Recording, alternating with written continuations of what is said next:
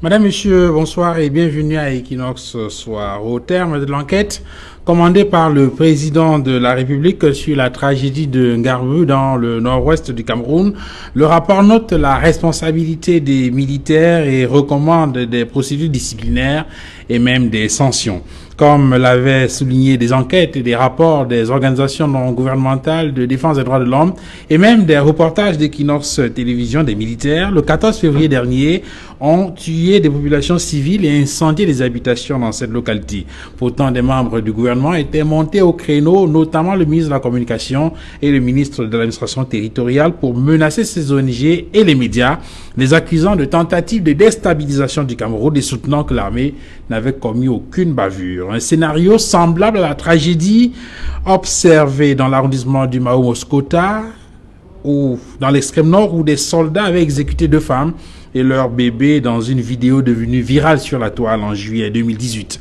Le gouvernement avait alors réagi en soutenant qu'il s'agissait d'un trucage avant d'être confondu par un rapport d'enquête qui avait été commandé par le chef de l'État.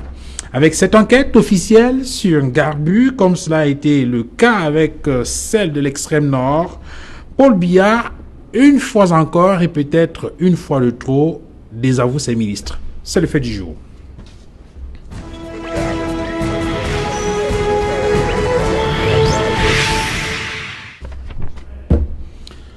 Sur le plateau d'Equinox Soir, ce mercredi 22 avril 2020, Maître Michel Ndoki, bonsoir. Bonsoir. Merci d'être venu sur ce plateau. Bonsoir à tous les téléspectateurs. Merci beaucoup de votre invitation. Vous êtes militante du Mouvement pour la Renaissance du Cameroun et vous êtes avocate au barreau du Cameroun. Tout à fait. Je préfère résumer la présentation à ces 2 éléments-là. Ah, ça me convient très bien. Parce que je resterai 1 heure à présenter Maître Michel Ndoki. Ah, et s'il fallait donner des détails. Non, mais ça me convient très bien. Militante du MRC, c'est ce que je suis. Avocate, c'est ce que je suis aussi. Je pense que ça ira comme ça. Merci infiniment d'être venu. Encore une fois, merci pour votre invitation. Vous êtes sorti de votre confinement? Oui, il faut bien, quand les circonstances l'exigent. Il faut braver la peur. Mais je suis contente que vous mentionniez le confinement parce que j'espère pouvoir parler d'une situation aussi préoccupante que les suites du drame de Ngarbu, c'est-à-dire la situation des Camerounais face à la pandémie aujourd'hui. Merci Maître Michel Ndoki d'être sur le plateau d'Equinox ce soir. Docteur Patrick Rifoué, bonsoir. Bonsoir Duval, bonsoir aux auditeurs et aux téléspectateurs de la chaîne Equinox. Je dois préciser, c'est important de le faire pour que les uns et les autres sachent exactement de quoi il est question. Je dois préciser que nous avons été un tout petit peu surpris de vous voir arriver parce que vous étiez déjà là hier. Eh bien, nous avons essayé de faire observer aux responsables de la communication de votre formation politique que vous étiez déjà là. D'ailleurs, il faut indiquer que c'est quelqu'un d'autre qui était programmé, mais bon, vous êtes arrivé.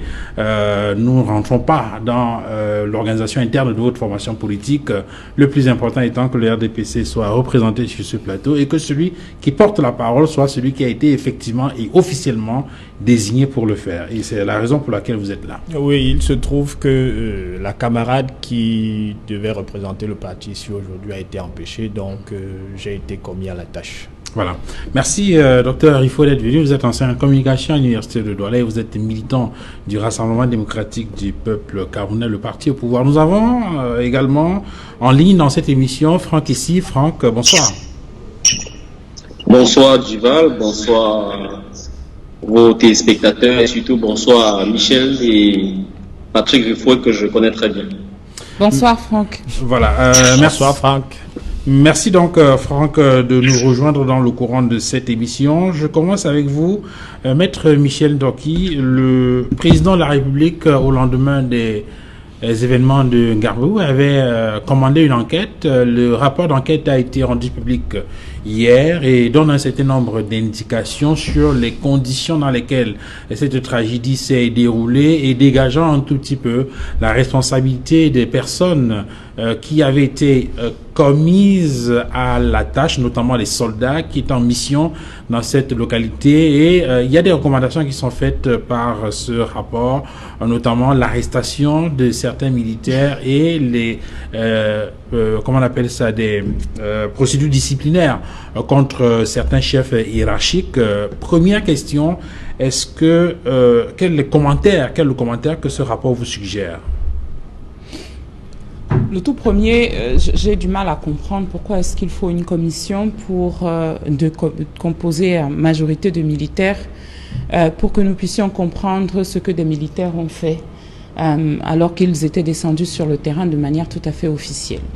Je pense que lorsque des militaires descendent sur le terrain, ils le font sur la base d'un ordre de mission, qu'à tous les stades de leur mission, les supérieurs hiérarchiques savent exactement où ils sont et ce qu'ils y font, et qu'ils ont l'obligation, particulièrement lorsqu'il y a des choses aussi graves que ce qui s'est passé à Ngarbou, qui se passe, de faire immédiatement un rapport sur les conditions. Donc j'ai beaucoup de mal à comprendre pourquoi nous avons besoin d'une autre commission constituée de militaires pour expliquer ce que le premier rapport militaire devait dire. Le rapport qui a été rendu public hier indique qu'il y a eu un premier rapport qui avait été donné par les militaires en mission, mais que ce rapport était biaisé. Oui, bien et sûr. peut-être c'est ce rapport qui avait été à l'origine de la polémique qui a enflé qui a peut-être amené le président de la République à commettre alors ça c'est le premier commentaire. Le deuxième, c'est que j'ose espérer que les personnes qui se sont succédées sur les médias pour vouer aux gémonies les personnes qui avaient témoigné auront la décence de revenir inonder les médias pour présenter leurs excuses publiques à Hilaria Alegozi, par exemple, à tous les activistes, tous les défenseurs des droits de l'homme, toutes les voix qui se sont élevées pour dénoncer ce qui s'était passé en Ngarbou. Aujourd'hui, nous sommes le 22 avril et sur le territoire camerounais que le chef de l'État prétend gouverner, il lui faut plus de 2 mois pour savoir ce qui s'y passe, ce qui s'y est passé. Il faut qu'il désigne une commission composée de militaires pour que d'autres militaires soient désavoués dans les premières conclusions sur un événement qui est censé être commandité par le dit chef de l'État, parce que il ne faut pas oublier que si ces personnes descendent sur le terrain au nord-ouest et au sud-ouest, à l'ancien Southern Cameroon, c'est à la demande du chef de l'état-major, c'est-à-dire à la demande du président de la République. Donc, j'espère qu'ils vont se succéder pour présenter leurs excuses à ceux qu'ils ont tant vilipendés pour leurs déclarations. J'espère qu'il y aura d'autres sanctions contre ceux qui ont commandité et tous les journaux qui ont publié que Maître Akeremouna, Maître Félix Nkongo Agborbala et le professeur Maurice Kamto devaient faire l'objet de poursuites parce qu'ils ont dénoncé le massacre de Ngarbou qui, enfin, merci messieurs, devient un massacre. Mais surtout, j'espère qu'il y aura un mot à l'endroit des victimes, parce qu'il reste des personnes vivantes et j'ai eu la possibilité extraordinaire d'en rencontrer une des victimes de ce massacre qui vous ont écouté, je ne dis pas vous personnellement encore que, mais qui vous ont écouté, les représentants de votre formation politique, les membres du gouvernement, etc., leur expliquer qu'il ne s'était rien passé chez eux, leur expliquer que il s'agissait, que c'était quasiment leur faute, parce que, souvenez-vous, ils conservaient du pétrole, du carburant de contrebande, et c'est parce qu'on était en train de tirer sur des sécessionnistes que les maisons ont explosé. Donc, j'espère que pour une fois, puisque l'actuel chef de l'État nous fait l'honneur insigne d'apparaître entre deux rendez-vous devant nos caméras, il sortira pour dire à ses enfants, à ses petits-enfants, combien il regrette et combien il se désolidarise des actes odieux qui ont été perpétrés en son nom. Je voulais peut-être indiquer que le rapport d'enquête rendu public hier par le secrétaire général à la présidence de la République précise que il n'y a pas que des militaires, il y a également le président de la Commission nationale des droits de l'homme et des libertés, le docteur Chimuta Divai Banda, qui faisait partie de cette commission, tout comme Monseigneur George Kwo, qui est évêque dans le Nord-Ouest, parce que vous avez semblé indiquer qu'il y a des militaires. Je voudrais préciser. Oui. Qu'il y a Combien pas que de des membres? Alors, militaires. puisque vous êtes au stade de précision, seriez-vous assez aimable pour préciser quel est le nombre de membres de cette commission parmi les et quelle est la proportion entre les civils que vous venez de citer et les militaires? Et- Comme ça, nos téléspectateurs savent pourquoi je dis que la majorité des membres de la commission, parce que c'est ce que j'ai dit, Ok. étaient des militaires. D'accord. Sur le même temps, je voudrais préciser Je vois que vous ne précisez pas. Je voudrais en même temps préciser que le maître Agbor Bala Congo a réagi sur la question en indiquant, en se satisfaisant de ce qu'effectivement, à travers ce rapport, on donne raison non seulement à son ONG ou à son organisation, mais également à toutes les autres organisations qui ont travaillé depuis lors pour rendre public des informations crédibles sur la participation et la responsabilité de l'armée camerounaise dans les tueries de Garbou. Alors, docteur Patrick Rifoué, dans le commentaire que fait maître Michel Ndoki, il semble insister sur la nécessité qu'il y a pour toutes ces personnes qui avaient pris à partie les médias ou encore les responsables des ONG à venir faire en Mondovision leur mea culpa. Il y en a qui ne sont jamais satisfaits et c'est utopique chez eux. Ce que je vais noter, c'est que l'ensemble des réactions que nous avons lues à la sortie de ce rapport sont des réactions de satisfaction. Je note que Maximilien Gombe s'est félicité de l'impartialité, de la qualité du rapport qui a été produit. Il n'y a donc pas de débat sur son contenu. C'est une chose qu'il faut relever. Et De une sa fois part que à j'ai elle. dit ça, s'il vous plaît, une fois que j'ai dit ça, il y a des choses qu'il convient de relever. Tant pis. Le rapport qui avait été produit par Human Rights Watch contenait un certain nombre de contre-vérités. Il suffit simplement de relire ce rapport à la lumière des conclusions de l'enquête qui a été commise par le président de la République. Qu'est-ce que Human Rights Watch avait allégué? Human Rights Watch avait allégué que le massacre avait été un massacre délibéré. Ils ont même prétendu que des villageois avaient été sortis de leur maison pour être exécutés. C'est-à-dire qu'il y a eu des exécutions sommaires. C'est ce qui est contenu dans leur rapport. Ils ont prétendu qu'il y avait une dizaine de soldats.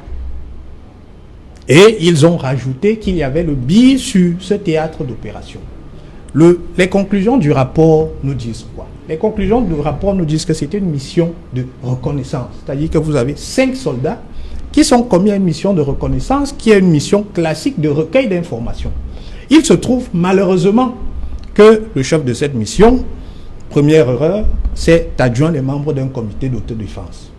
Seconde erreur, il a travesti les termes de la mission. C'était une mission de reconnaissance, il a transformé la mission de reconnaissance en mission d'investigation et en mission d'intervention.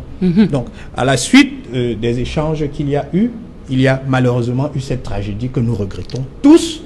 13 de nos citoyens sont morts, il faut le regretter et il faut souhaiter que cela ne survienne plus. Et le rapport nous dit... Quand vous dites 13, vous comptez les... Non, je ne les compte femmes. pas Non, oui, c'est vrai, c'est pas la peine de les compter. 13 victimes civiles, les femmes et les enfants. Je mets à part les 5 sécessionnistes qui ont été Ah, neutralisés. Oui, parce eux, que- ce ne sont pas des victimes. Ce Non, ne parce sont que vous pas avez des dit 13 citoyens. compatriotes. Je voulais qu'on se mette Oui. d'accord. Parce qu'il y a un autre Donc, débat. eux, ils ne sur- sont ni victimes, ni citoyens, ni compatriotes. Ce sont des combattants qui sont tombés sur le champ de bataille. Ah, Je ne d'accord. m'incline- Ben, je ne j'espère m'in- que vous vous je en ne m'incline- souviendrez la Je ne prochaine- m'inclinerai pas Ne devant vous leur inclinez dépouille. pas, ne vous inclinez Je pas ne non plus m'inclinerai devant pas les leur enfants qui ont dépouille. été... Vous me laissez terminer, madame. Si vous voulez. Donc, et il y a donc eu cette tragédie que nous regrettons tous. Se rendant compte de ce qui s'était passé, ils ont donc entrepris de maquiller la scène en mettant le feu aux maisons. Donc, à la suite de cela, ils sont rentrés, ils ont fait un rapport sur la base duquel le gouvernement a fondé sa communication. Donc, il faut commencer par dire que le rapport d'Human Rights Watch contenait plusieurs contre-vérités. Le gouvernement n'a donc pas à s'excuser. Le gouvernement a été induit en erreur par des soldats. Human Rights Watch. Oui, Human Rights Watch. Le gouvernement a été induit en erreur par des soldats qui n'ont pas souhaité assumer des actes. Mais il se trouve que le rapport rétablit leurs responsabilités. Maintenant, il appartiendra à la justice de nous dire s'ils sont coupables ou pas. Je rajoute que les tribunaux ne seront même pas tenus par ce rapport-là et qu'ils peuvent élargir ou restreindre la chaîne de responsabilité. Donc, il est possible que davantage d'individus soient attraits devant les tribunaux, tout comme il est possible que des individus qui sont cités dans ce rapport soient totalement mis hors de cause. Donc, le gouvernement n'a pas à s'excuser et je terminerai simplement en disant qu'à chaque fois qu'il y a eu une bavure, les personnes incriminées dans l'armée ont été attraites devant les tribunaux. Vous avez parlé tout à l'heure du drame du Mayo Moscota. Ces personnes font actuellement l'objet d'un procès. Et j'inviterai quiconque veut le vérifier à faire un tour dans les tribunaux militaires. Les soldats y sont traînés tous les jours pour des exactions qu'ils commettent même dans la vie de tous les jours. Donc, le gouvernement ne ferme pas les yeux sur les exactions qui peuvent être commises par les hommes en tenue. Mais il faut préciser que ce sont des exactions commises par des éléments isolés. Et on ne peut pas accepter, et on n'acceptera jamais, que sur la base des actes isolés, des organisations non gouvernementales se permettent d'incriminer toute l'armée. Parce que c'est ce que Human Rights Watch fait de manière systématique. Vous ne pouvez pas demander à la France, aux États-Unis, simplement parce qu'il y a eu deux brebis galeuses qui ont commis un impair, de cesser de coopérer avec l'armée camerounaise. Vous ne pouvez pas, sur la base d'un acte isolé, demander aux Américains de cesser leur coopération avec le BIE. Je dis, ce n'est pas responsable et le gouvernement est dans son droit lorsqu'il dénonce ces organisations-là. Alors, Franck Essi, vous avez écouté les interventions sur ce plateau. Pour le docteur Patrick Riffoé, pour ne prendre que cette dernière intervention, il n'est pas question pour le gouvernement de demander de présenter ses excuses. Écoutez, je commencerai déjà par avoir une pensée pour toutes les victimes, qu'elles soient celles des sécessionnistes, celles de nos forces armées, que l'on compte dans la crise du Nord-Ouest et du Sud-Est en particulier et tous les poches de conflit sur notre territoire. Je pense que, avant de répondre à M. Riffoé, que ce rapport, pour ma part, révèle de très graves dysfonctionnements. Donc apparemment, M. Paul Biya n'est pas très bien informé. Apparemment, ses ministres ne sont pas informés. Donc, quand ils ont l'habitude d'affirmer, comme M. Riffoé est en train de le faire, des choses avec force, avec énergie, très souvent c'est sur la base de rien. Parce que je peux vous dire que sur ce drame en particulier, je pense que je suis particulièrement plus informé que la plupart de ceux qui se sont exprimés au nom du gouvernement sur cette question. Et je peux même vous dire que, pour moi, ce rapport, c'est le passage d'un déni tonitruant de la réalité à une pseudo-reconnaissance, c'est-à-dire une reconnaissance partielle de ce qui s'est passé. Parce que j'affirme que, même dans cette version officielle qui nous a été rendue, l'essentiel de la vérité n'a pas été dite. Elle n'a pas été dite sur les faits, elle n'a pas été dite sur le nombre de victimes, elle n'a pas été dite sur les responsabilités, elle n'a pas été dite sur les dysfonctionnements. Et à ce titre-là, je pense que vous, par exemple, Equinox, qui avez été attaqué, vilipendé par certains ministres, devez, comme la plupart des Camerounais, appeler toutes ces personnes-là à faire profil bas. Et je pense même que dans un pays où la vie humaine est sacrée, ces personnes devraient d'abord prendre du recul et se refuser à elles-mêmes la parole publique. Parce que c'est très grave ce qui se passe. Et je voudrais ajouter en disant que dans un tel drame aurait voulu que le président en personne se présente aux Camerounais pour dire voilà ce qui m'a été rapporté, voilà les décisions que j'ai prises et surtout voilà les réformes que je compte introduire ou accélérer pour qu'on ne connaisse plus ça. Et je crois qu'on est loin de ce compte-là. On est plutôt dans des gesticulations et la poursuite de cette folie-là qui malheureusement nous plonge dans une guerre qui est bête, qui est inutile. Donc je veux simplement dire qu'aujourd'hui, il n'y a pas que le drame de Garbou qu'il faut avoir en perspective. Il faut être conscient que depuis 4 ans maintenant, il y a des centaines de villages qui ont été brûlés. Ça veut donc dire que ça procède d'une approche systématique de notre armée. Et le peu que je sais de l'armée, c'est que les gens, surtout les soldats, ne se déploient pas s'il n'y a pas des consignes, s'il n'y a pas un aval de la hiérarchie. Donc, dans ce rapport, quand on se contente de dire que c'est des brebis galeuses, c'est des éléments isolés, alors qu'on a des faits qui révèlent que ce type de tragédie s'est produit à plusieurs reprises, je pense qu'on continue à être dans le déni. Donc, pour ma part, je pense que c'est quand même une victoire pour tous ceux et celles qui ont été présentés comme des antipatriotes, parce que même si le gouvernement reconnaît une partie de la vérité, même s'il cherche à tout prix à extraire les responsabilités de la haute hiérarchie militaire et surtout les responsabilités politiques, il n'en demeure pas moins, malgré ce que raconte mon compatriote M. Rifou et ses semblables au RDPC, ça ne trompe personne. Et moi j'ai eu l'occasion aussi, comme Michel, de rencontrer des victimes. Et si je prends seulement le témoignage d'une seule personne de cette commission, parce que vous dites le rapport, c'est un communiqué, ce n'est pas le rapport. On n'a jamais eu de rapport. Qu'est-ce qui vous dit qu'entre le rapport qui a été rendu par chacune des personnes qui ont été consultées, c'est-à-dire en dehors des militaires, et ce que le communiqué finit par produire, il n'y a pas un écart. Parce que, par exemple, l'évêque de Kumbo a clairement dit que, de façon irréfutable, il avait le nom de 20 victimes, dont il a les noms et il est capable, effectivement, de les identifier. Et il a dit sur vos antennes, donc je ne l'invente pas. Donc, qu'est-ce qui vous dit que, entre ce qu'il a transmis comme élément de sa part et ce qui est finalement rapporté comme version officielle, semi-reconnaissance, il n'y a pas un écart. Donc, je veux dire, réjouissons-nous d'avoir, pour une fois, mis devant, une fois de plus, et malheureusement, devant ses responsabilités, le gouvernement, mais soyons conscients que nous sommes loin d'être sortis de l'auberge en matière de transparence sur ces affaires qui, malheureusement, se poursuivent sur le terrain, c'est-à-dire le déploiement de notre armée pour combattre les sécessionnistes armés avec comme victimes les populations.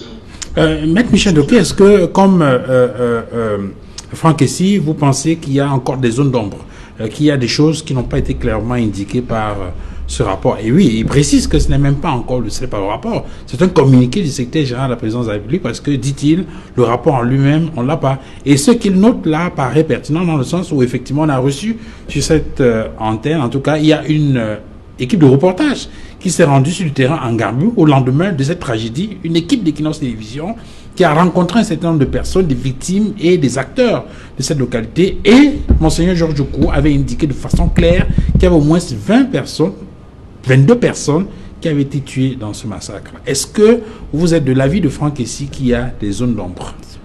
J'ai envie de vous demander que peut-être pour changer, vous répondiez à cette question. Est-ce que vous pensez que que ce document relate ce qui s'est passé? Pourquoi est-ce que...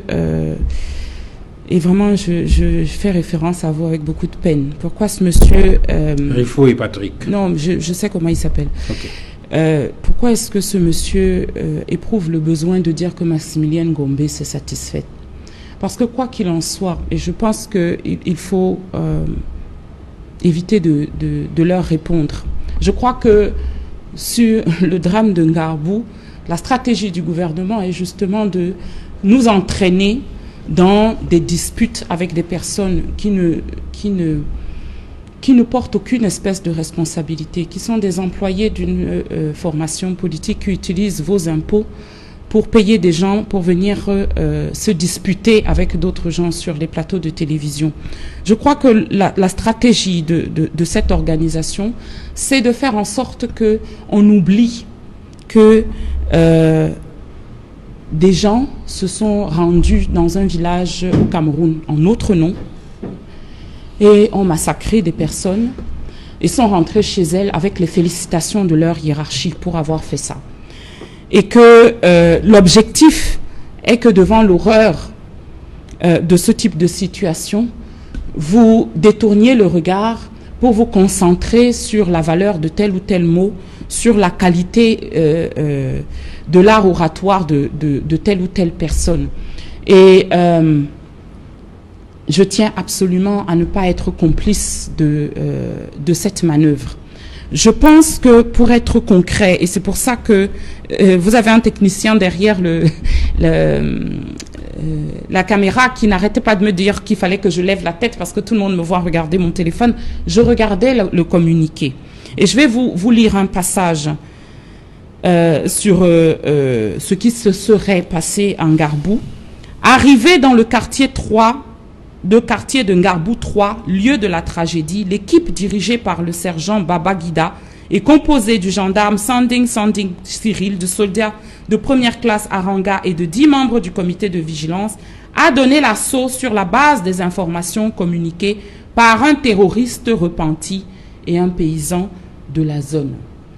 Rappelons que ceci se passe quelques heures après que le détachement ait quitté à 22 heures la base de Ntumba pour aller en reconnaissance. Voilà donc des militaires qui, en pleine brousse, sortent d'une base et parcourent plusieurs kilomètres dans la nuit noire pour aller faire de la reconnaissance. Et quand ils arrivent à l'endroit où ils sont en train de faire de la reconnaissance, ils tombent, toujours en pleine nuit, sur un terroriste repenti et sur des membres de comité de vigilance qui leur donnent des informations sur la présence de terroristes. Et toujours dans le noir, en plein village, ils se mettent à échanger des tirs. Ils ripostent, par hypothèse, aux tirs nourris des terroristes. Avant de se rendre compte, quand les tirs s'arrêtent, qu'en fait, les terroristes, c'était des enfants, dont des enfants de 4 mois, qui étaient donc dans la cour, dans le village, à minuit, 1h du matin, 2h du matin, en train de répondre aux soldats de l'armée camerounaise qui étaient en reconnaissance, qui avaient décidé finalement de passer de la reconnaissance à autre chose. Voilà ce que ce communiqué dit. Et vous savez tous que ce communiqué, oui, est aussi mensonger. Parce que aujourd'hui, vous connaissez la technique. On commence par dire que ça ne s'est pas passé. Et puis, devant l'irréfutabilité des arguments, on dit oui, ça s'est passé, mais ce n'était pas grave. Et enfin, on dit oui, ça s'est passé, mais c'était pas nous, c'était 2 ou 3 ou 4 fous. Et d'ailleurs, nous recommandons des sanctions disciplinaires contre ces personnes. On est donc dans un endroit où des gens peuvent débarquer en pleine nuit dans un village, massacrer des enfants, parce qu'au moins, si on peut polémiquer quand il s'agit de massacres d'adultes sur le fait que ce ne sont peut-être pas des êtres humains, que ce ne sont peut-être pas des citoyens, quand il s'agit d'enfants, je crois que tout le monde est d'accord, ça s'appelle un massacre. On est dans un pays où on peut massacrer des enfants en pleine nuit dans le cadre d'une riposte à une attaque terroriste et ensuite obtenir des sanctions disciplinaires. Moi, je croyais, pour avoir été déclaré hostile à ma patrie, qu'au moins ça vaudrait des poursuites devant des tribunaux militaires. Je pensais qu'au moins, à ce stade, nous saurions exactement quel juge d'instruction s'est vu remettre le dossier pour compléter l'enquête sur ces faits-là, sachant que nous sommes à plus de 2 mois après ce massacre, qu'on sait quand est-ce qu'une audience va commencer pour que le peuple camerounais en entier regarde le gouvernement se désolidariser de ceux qu'il dépeigne aujourd'hui comme des têtes brûlées. Comment est-ce qu'il a dit, le monsieur? Brebis galeuses. que tout le monde verrait comment est-ce que le gouvernement camerounais se désolidarise des brebis galeuses qui étaient ses employés d'hier. Parce que, et je voudrais m'arrêter là pour l'instant, parce que en ce qui concerne les militaires qui étaient maliens à un moment, qui sont redevenus camerounais par la suite et qui ont massacré une femme et son bébé qu'elle portait sur le dos, une autre femme et son petit garçon qu'elle tenait par la main, jusqu'à présent, on ne les a pas vus. Oui, il y a un procès et on a ordonné le huis clos. Pourquoi est-ce qu'on ordonne le huis clos alors qu'il s'agit de brebis galeuses qui font des choses horribles, parce que tout le monde est d'accord sur le fait que c'est horrible, qui font des choses horribles toutes seules, parce qu'elles sont folles, et certainement pas à la demande de notre État. Pourquoi est-ce qu'on ordonne le huis clos? Est-ce que cette fois-ci encore, nous allons accepter que tout ça se termine en quenouille, en polémique avec des jeunes hommes qui n'ont aucune espèce de responsabilité d'aucune sorte, si ce n'est celle des propos un peu légers qui sortent de leur bouche? C'est à vous de juger. Docteur Ifoé, en écoutant l'analyse de Maître Doki, il y a des zones d'ombre dans ce communiqué du secrétaire général de la présidence de la République qui résume le rapport. Alors, comment une mission de reconnaissance peut s'opérer en pleine nuit et déboucher finalement sur des altercations et au finish avec les enfants qui sont tués et brûlés dans des maisons? Est-ce que ces interrogations-là n'amènent pas à questionner la pertinence de ce texte rendu public hier? Ce n'est pas parce qu'on est une bonne avocate qu'on peut faire une bonne romancière. Et malheureusement, Michel Doki a l'histoire malheureuse. La manière dont elle reconfigure ce récit, en le travestissant totalement, est caractéristique de la formation politique à laquelle elle appartient et qui est toujours dans la déformation et l'exagération de manière systématique. Madame se demande comment se fait-il que des enfants qui jouaient à minuit aient été les vis-à-vis de nos soldats. Bon, c'est quand même extraordinaire, des enfants qui jouent dans la cour à minuit, dans des villages qui ne sont pas éclairés. Donc ça, c'est une histoire qui sort de son cerveau. Mais ça ne correspond à aucune réalité vécue au Cameroun. Les enfants, à minuit, ils dorment, donc ils étaient dans les maisons. Et à aucun moment, il n'est dit que ces enfants se trouvaient dans la cour. Ça, c'est la première chose. Deuxième chose, la mission de reconnaissance a commencé à 22 heures. Et le rapport ne présente que les conclusions. Donc, il est normal que, par souci de concision, ce qu'elle n'a pas, malheureusement, on ne raconte pas l'histoire dans son entièreté. Il est donc normal qu'on puisse se poser un certain nombre de questions parce que le récit n'est pas exhaustif. Mais le fait que le récit ne soit pas exhaustif ne signifie pas que l'histoire ne tient pas. Pour la simple et bonne raison que la mission de reconnaissance commence à 22 heures et je crois que le massacre a lieu, la tragédie a lieu autour de 5 heures.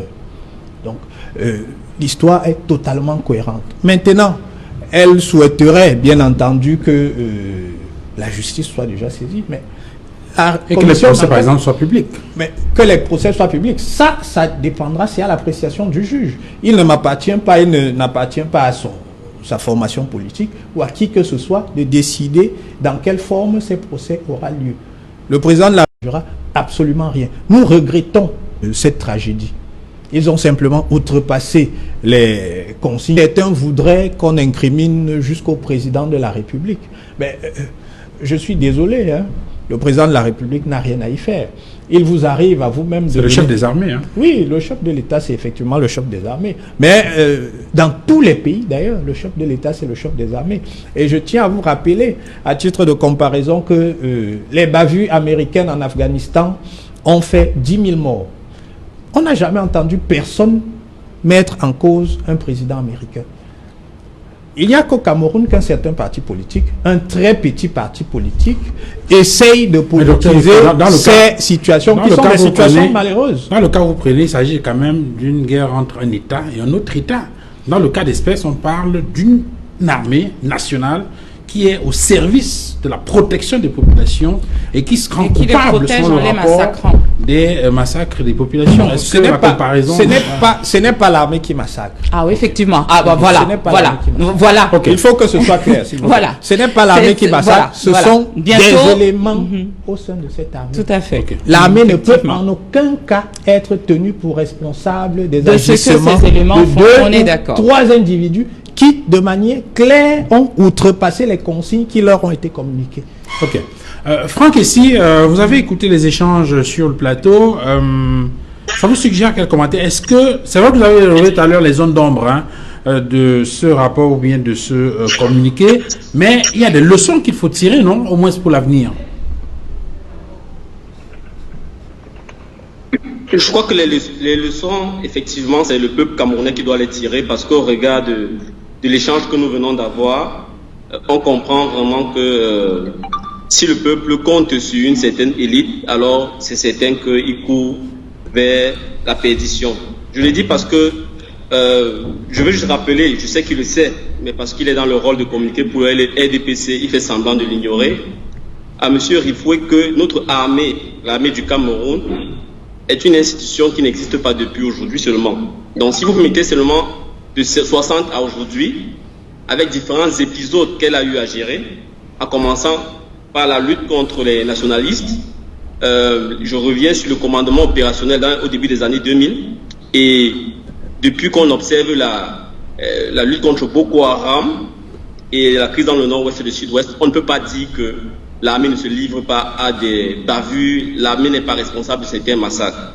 Et quand vous dites qu'à chaque fois qu'il y a eu de la part de cette armée, disons des bavures, il y a eu des sanctions, je dis non. Je dis non. Parce que je peux vous citer une liste non exhaustive d'événements qui sont survenus. Par exemple, toujours dans le nord-ouest, le sud-ouest, le massacre de Pinyin, où on a 30 jeunes qui ont été déchiquetés par les forces armées, mais ça a été justifié comme étant un repère de sécessionnistes qui s'apprêtaient à mener une action alors qu'il n'en était rien. La même Maximilien Gombe que vous citez avait mené une enquête sur le terrain et avait recueilli les témoignages de certains rescapés et de certaines familles victimes et qui disaient exactement le contraire. Des faits ont été établis pour dire que des représailles ont été menées pour que la vérité ne soit pas dite. Donc vous ne pouvez pas faire comme si vous n'êtes pas dans ce pays. Je vous ai parlé tout à l'heure qu'il y a une stratégie de notre armée qui consiste à brûler systématiquement les villages. On compte plus de 100 villages brûlés aujourd'hui, ce qui justifie aussi une grande partie des réfugiés et des déplacés internes.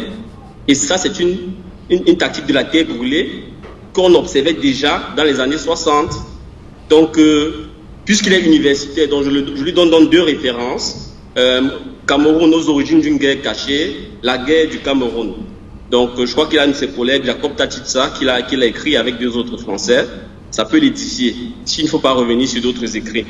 Donc, il ne peut pas dire ça. La deuxième chose qui permet d'être un peu choqué par ce type de commentaire qui n'est pas à la hauteur des enjeux et surtout de la mémoire des personnes mortes, c'est qu'on nous dise qu'une armée ne massacre jamais. Que dites-vous des pays où, au final, les dirigeants se sont retrouvés devant des juridictions pour crimes de guerre?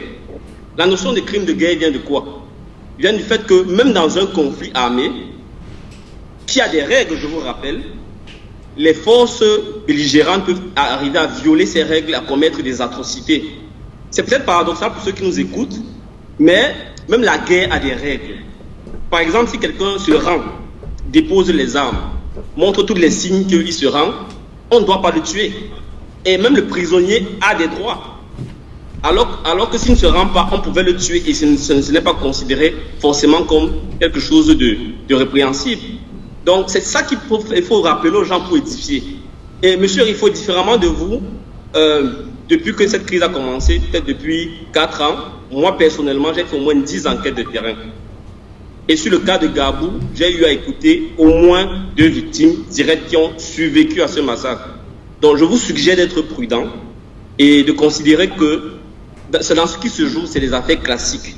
C'est des affaires de secret d'État où, parce qu'il est contraint de toutes parts à dire la vérité, le gouvernement lâche du lest sur une partie. C'est ce qui se joue simplement. Et il faut être conscient que ce qui arrive actuellement dans le nord-ouest et le sud-ouest peut aussi nous arriver. Donc, ceci dit, moi je pense que s'il y a des leçons à tirer, c'est que la guerre, on n'en a pas besoin dans notre pays. La guerre transforme chacun d'entre nous en monstre.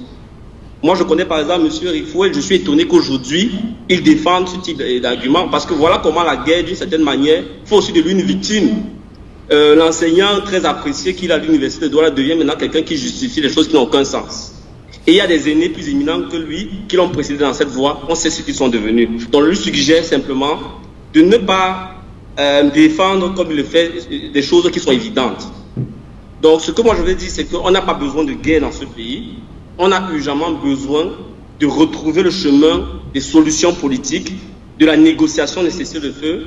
Je préfère qu'on fasse encore 5 ans, 10 ans en pourparlers qui n'aboutissent pas, qu'on fasse 10 ans en guerre qui entraîne la destruction du tissu social, les pertes en vies humaines et l'enracinement de la haine dans le cœur.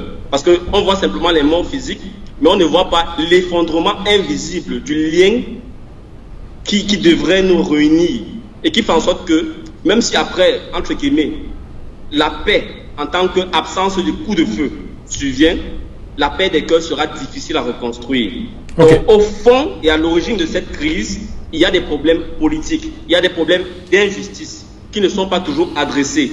Et les simulacres de dialogue, les simulacres de processus de résolution n'aboutissent à rien. Donc, la principale leçon, c'est que si on veut la paix, voilà, merci Franck. Et si on est tenu par l'impératif du temps, on revient sur cette question juste après le journal de 20h. Equinox Info Soir, première partie, point final.